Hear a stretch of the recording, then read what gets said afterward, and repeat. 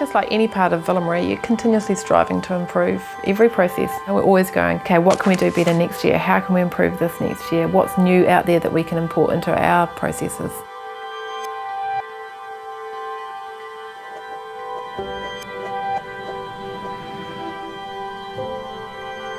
Villa Maria's goal is to have a nursery for the quality production of its vineyards, because by having the nursery we've got control over every process, the source of the material and the hygiene of the material.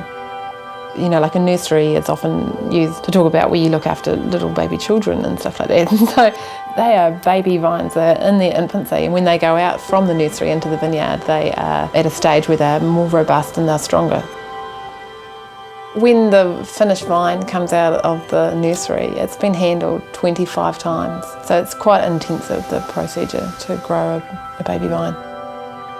So the idea is that we're wanting to maintain our integrity of flavour throughout multiple generations. And so Villa Maria, because it owns its own nursery, we can go out into our vineyards and our fields, which we have a history of producing quality wines with, and we can make selections from those vines, and then from those vines we can then propagate and graft new vines for future development. So I suppose it's an insurance that our quality is going to maintain the same.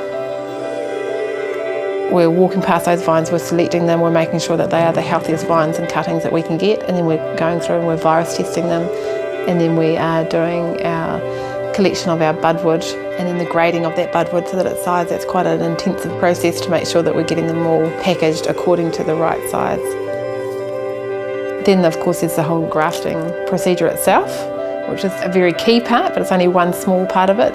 Rootstocks are actually quite an exciting part of the nursery business and the grape propagation business, because the opportunity for new rootstocks either to come in or be developed within New Zealand and to be meeting our future needs, whether that be through pest control or something like that, that's really exciting. So it's still got our Chardonnay vine on top or our Sauvignon Blanc on top, but it's growing on a rootstock that's more robust and more suited to our environment.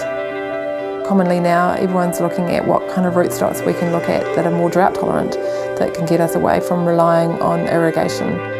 You can't lose sight of the end product and the quality you want at the end at any stage. Everything has to be right to make a quality wine.